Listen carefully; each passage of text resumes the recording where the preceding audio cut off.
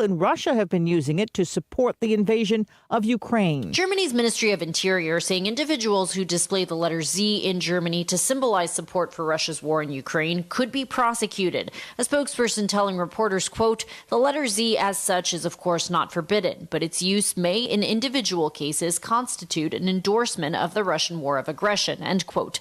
The letter Z has been used as a marking on Russian military vehicles in Ukraine.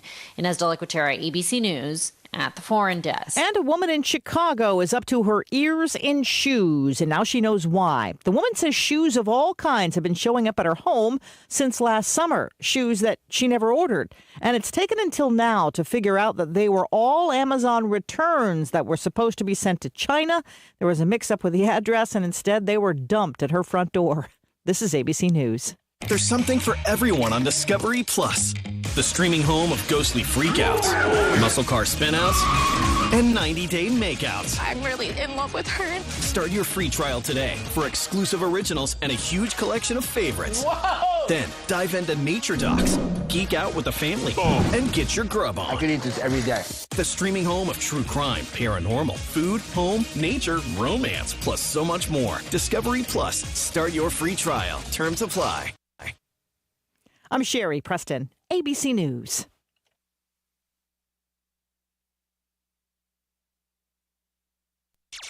Want to head into the low to upper 50s for today. It's going to be a chilly one, all thanks to the cloud cover and winds moving in out of the northeast. A stray shower or two cannot be ruled out for areas to the west. Otherwise, we are going to stay mostly dry. By tonight, we'll fall into the upper 30s and the lower 40s with highs tomorrow in the mid 60s and the mid 70s. We're tracking a nice warm up to move in ahead of our next cold front that will bring storms Thursday. I'm meteorologist Peter Sherwood in the Weather Center. And we warmed up to 43. We started out at 39 this morning at 6 o'clock. Now it's 43 and we'll be climbing all the way up to 62 with sunny skies and just a light wind blowing today, about 7 miles per hour. No heavy gust as we've experienced in the past, but the gust comes back in tomorrow. Tomorrow gusting up to about 16 miles per hour tomorrow. And we got another great getting up morning here in the foothills. It's 9:05 here at WCAB in Rutherfordton.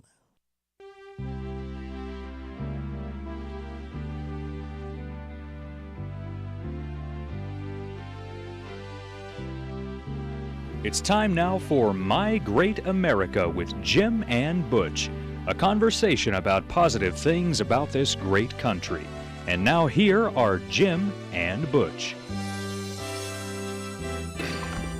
Well, good morning, Butch. Welcome back to the Blue Room. Thank you so much, Jim. It is great to be here. I'll be out of town tomorrow. You're going up to Washington, D.C.? Yeah, I'm going up to Washington, D.C., have meetings in Madison Cawthorn's office, some other people on Capitol Hill. There's an Orthodox Jewish businessman, Henry Spitzer, that's flying in from New York. We've got some meetings. They'll be up and back in the same day, but I'll come back with a report on that. And then Thursday evening, we've got an event at Calder and Valentine. It's a signature event for Ted Alexander, who's the state senator from District 44, and just a strong conservative. Tim Moore will be there. Ralph Heiss will be there. It's, I think, about 15 of the state senators and lots of folks. It's going to be great. There's a lot going on. Yes, a lot going on. When you're in Washington tomorrow, you're going to visit the President Biden.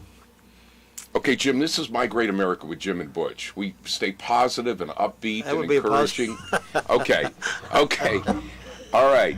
You're my older brother, and I respect you. I respect you, but we're going to stay on task here because we've got a very important guest calling in at about 9:10. You know, we love North Carolina Faith and Freedom. We love the Faith and Freedom organization. Of course, Ralph Reed that founded it, he and I were colleagues at CBN in the late 80s and early 90s. Timothy Head is going to be with us. He's the executive director for the Faith and Freedom Coalition. Now, while serving as executive director, Tim has played a key role in creating several legislative bills passed in recent years, most notably the landmark federal prison reform bill, commonly referred to as the First Step Act, as well as the Fight Online Sex Trafficking Act, FOSTA, and the Stop Enabling Sex Traffickers Act, SESTA. Many call the First Step Act the most meaningful reform of the federal criminal justice system in over 30 years.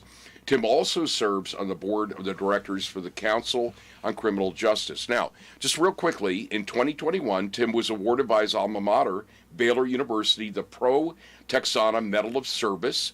The award recognizes a graduate each year whose contributions have furthered Baylor's mission to significantly impact the public or the private sector. He's got an extensive public presence, over 100 media publications for outlets such as Fox News, National Review, Christian Post, Washington Examiner, The Hill, Jerusalem Post, and many more. He's been quoted by AP, USA Today, The New Yorker, Washington Times, Atlanta Journal-Constitution, and others. He's made numerous TV and radio appearances on MSNBC, NPR, CBN, One America News Network, Newsmax, and more.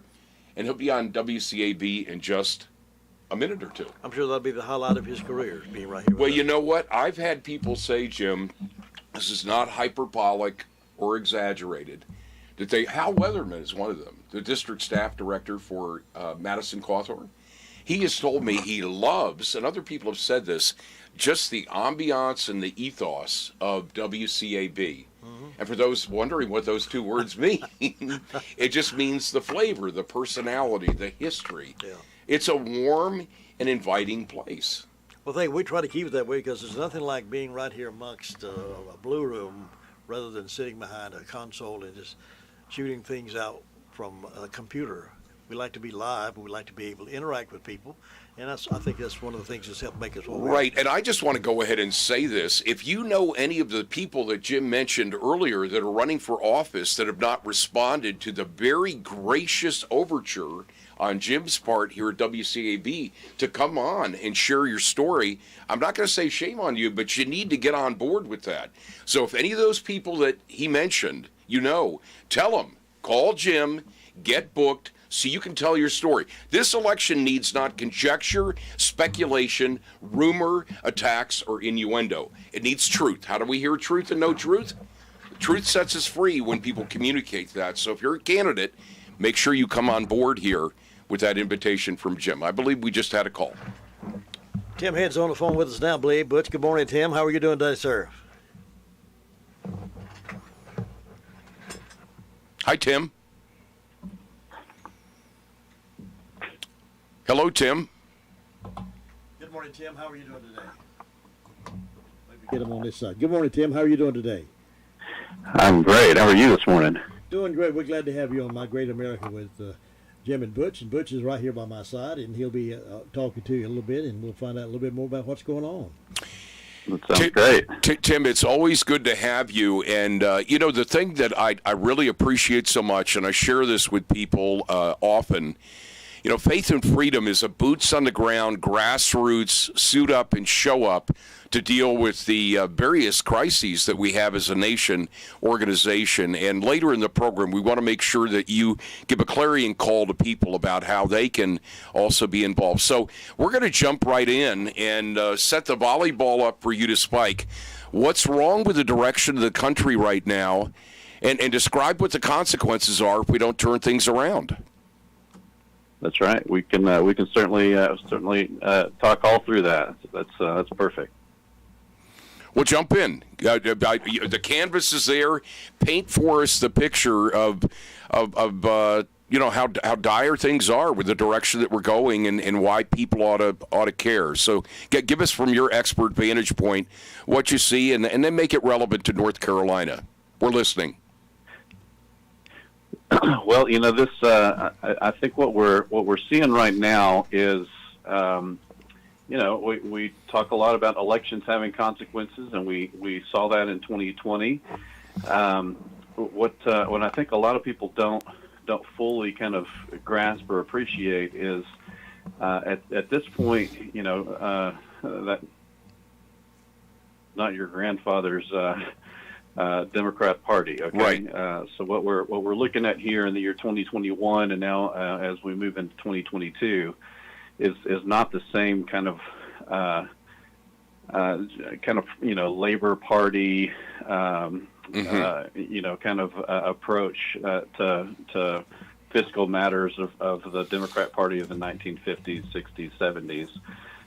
They have fully been radicalized, and I think some of that, to be honest, can be traced to their the finances, the money that's driving the modern Democrat Party is coming mostly out of California, somewhat still out of New York, but mostly out of California, and that the industry and economy of California is sort of intertwined and commingled with a lot of global money coming from Asia, Southeast Asia, and so there's a lot of ideological.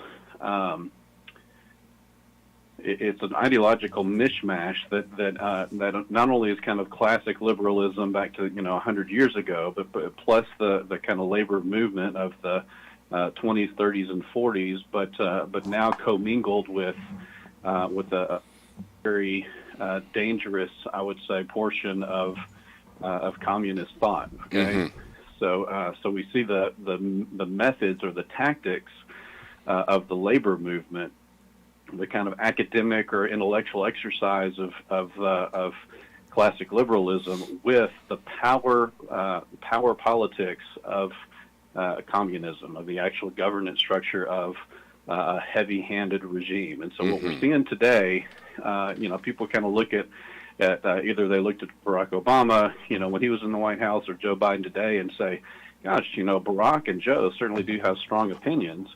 Well, Barack and Joe are not the problem. Okay, the problem is that we have a whole amalgamation of very, very strong and very powerful, not only intellectual or ideological forces, but also a lot of money, powerful money behind this. Right. And the only way, in my opinion, to combat that is through a pro-freedom, pro-faith message or kind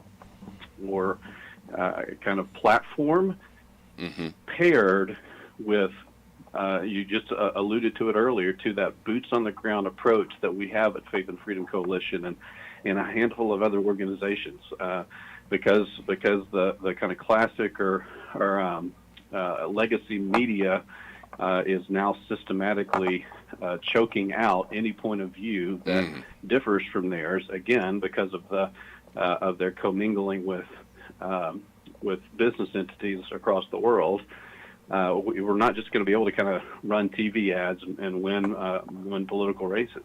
Right. It actually is going to take millions upon millions of human that kind of take this mantle up upon themselves and endeavor to kind of lean in together as a group to make our elected officials actually listen to us, and that's exactly what Faith and Freedom Coalition is built to do. What is it on the ground here in an area like Rutherford County in the foothills of western North Carolina can the citizens do to help with that process and help with that fight? Well, on a perpetual basis, we have to remain engaged on a 12 and 24-month basis. If in the world of politics, we kind of think frequently in 2-year cycles, for most either congressional cycles or state legislative cycles. But I think that old quote that the price of freedom really is vigilance.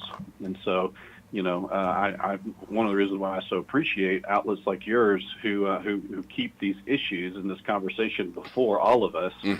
As conservatives, as people who believe in limited government, kind of by definition, what we actually want is to be left alone. We want to be able to raise our kids. We want to be able to go to church, and we want to be able to volunteer and coach T-ball and help lead our small congregations across. We want to be able to have jobs and go to school and otherwise just really be left alone. The challenge here is that we always have to, at least in our peripheral vision, yes, we always have to be mindful of of the political process. If we kind of take our hands off the wheel or our eye off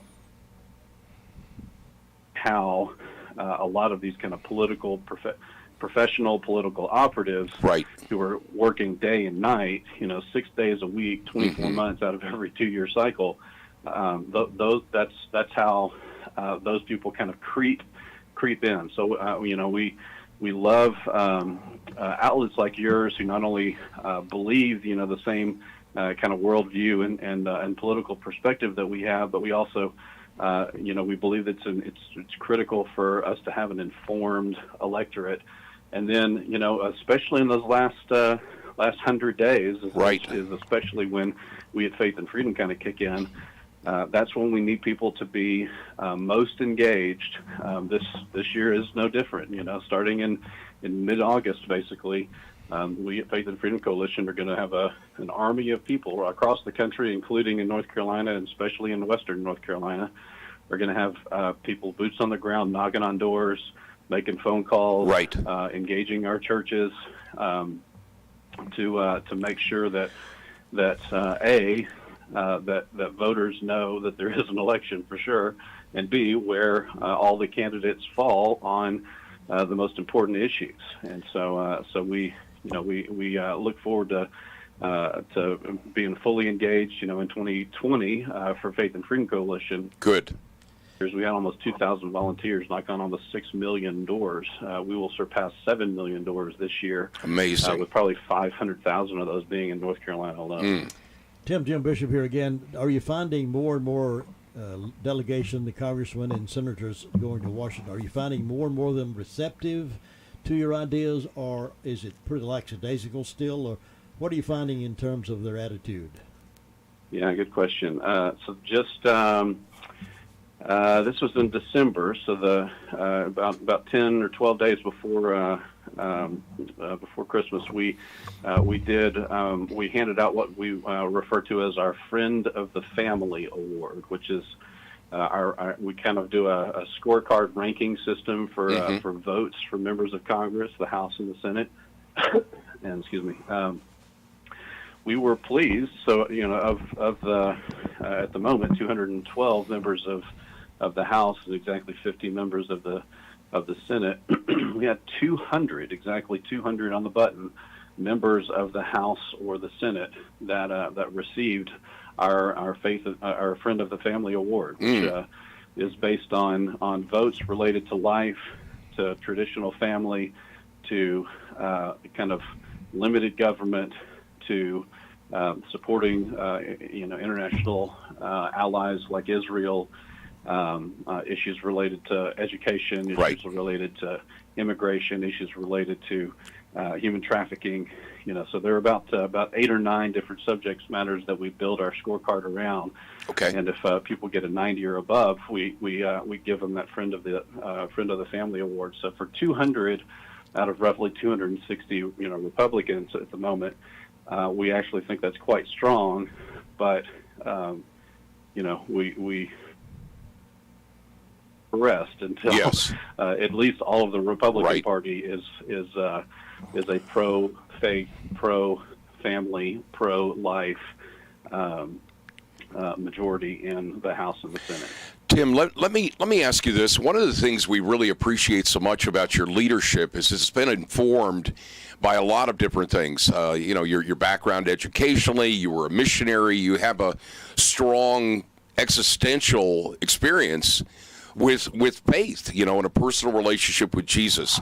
One of the sad realities that we see, even here in our county, and we believe it's true across the country, we got over 250 churches, is so many houses of worship are still either passive, they're not engaged, or they live in fear of some specter of what they believe the application of the defunct Johnson Amendment might mean. And so you have pulpits that are silent when it comes to many of these matters that we hold dear. Now, of course, I go to a church, Word of Faith Fellowship, where that's not true. We're actively engaged on so many different levels. But can you speak for a moment to this issue of why churches ought to ignite the passion of engagement and how your organization here in North Carolina and in our county can help assist in that?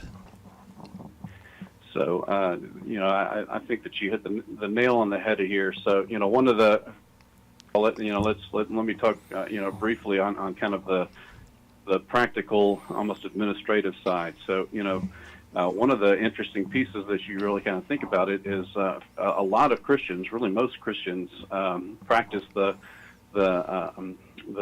biblical teaching of tithing. So, hopefully 10%, maybe more, people are giving 10% or more of their income to churches.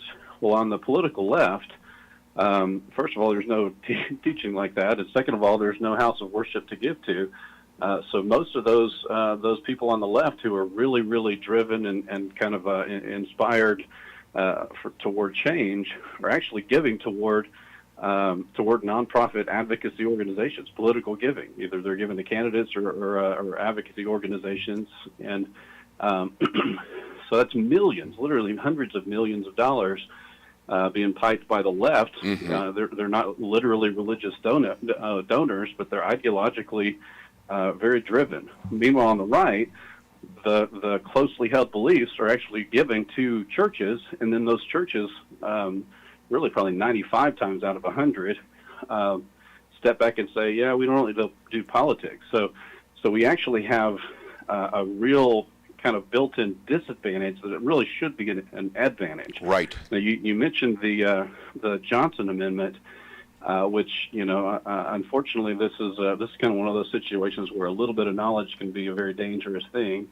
A lot of pastors have heard of the Johnson Amendment, but their understanding of it, first of all, is very scant, very simple, and secondly, they don't know really what the application is. And so the irony, for those that are listening, the Johnson Amendment is basically a congressional piece 60 years ago now that basically restricts kind of political speech coming out of pulpits and through official church ties. But here's the interesting thing. In the history of the Johnson and of the enforcement of the Johnson Amendment, literally not one church has ever lost its 501c3 status. Exactly. Based on a violation of the Johnson Amendment. Not one, ever. So yet I don't know how many times that's what's cited to me as a pastor saying, well, I would get into something, but I just would hate for us to lose our tax exempt status. So it's never happened once. It's only been challenged about 14 times actually in its history, and never once has anybody ever lost it. But what we really, really need is Christians and other houses of worship, for that matter, to speak strongly. We don't even necessarily need people to say vote for this guy or vote against that guy. We just need to be able to tell our parishioners, the members of our church, listen, you need to vote our values, and here one of my responsibilities as the shepherd of this flock, so to speak, is to tell you what biblical values, what the Bible says about these issues or these values that are playing out in our modern society. So if we can have that, we actually see that between 85 and 90% these days of evangelical Christians, Bible-believing Christians, vote in a pro-faith, pro-life, pro-family kind of way. Right, and you know what, Tim? We need to remember the biblical injunction of 2 Timothy, I believe it's 1:7. God hasn't given us a spirit of fear, but of love, power, and a sound mind. And so bold declarations of what the Bible says about current political issues is not just something to back into, as you were saying, but to step boldly forward into. And it's what Faith and Freedom does so well. You're a mobilizing, catalytic organization. And Tim, with the 3 minutes that we have left, can you just tell our listeners and YouTube viewers, how can people be involved with what you're doing? Well, the most simple way is to keep yourself informed. Our website is ffcoalition.com. That's ffcoalition.com, and that's our national, our national website. We also have an incredibly active and effective North Carolina chapter led by a guy named Jason Williams, who's one of our most effective state He's leaders. tremendous. We love him. But, we want to continue to be engaged and informed citizens first and foremost as a citizen, and then secondly to be engaged in practical ways. We know that everybody isn't going to quit their job and become some political operative, but we just need informed citizens, whether that be school board, city council, county commission, state legislature, or Congress. We need people engaged. And then, one kind of practical thing that I could is again, on our website, ffcoalition.com, folks can track we have a national conference every June. This year it's June 16th to 18th. It's going to be held in Nashville, Tennessee. And it's a great opportunity, I think, for people to kind of hear the unvarnished, unedited, uncensored truth about what's going on in America. Certainly, we'll be pointing out the challenges that we're facing, but also pointing out a lot of the victories that we're seeing that, frankly, just nobody really talks about, nobody reports on. Wonderful. So our conference, June 16th to 18th in Nashville, is called Road to Majority. And I think that's a great kind of three-dimensional, practical way for people to get not only informed but also inspired. So good. Tim, thank you so very much for being with us today. I know you're a busy man, but thank you for allowing yourself some time to be with us and our time here with My Great America with Jim and Butch. And we look forward to talking with you again soon. And keep up the good fight, my friend. Absolutely. Thank you guys for everything that you're doing. God bless. God bless. Great interview, Butch. Thanks for setting that up for us. Thank you, Jesus. Let him move back over here. Thank you for setting that up. Thank you, Jesus. We're grateful for them.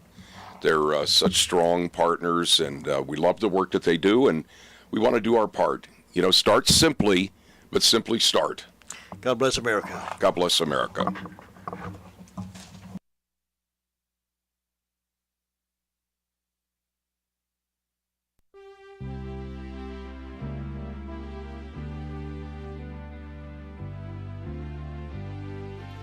Thank you for joining us for My Great America with Jim and Butch. Join us each Tuesday and Thursday morning at 9:05 for this enlightening program on 100.9 FM and 590 AM. It's My Great America with Jim and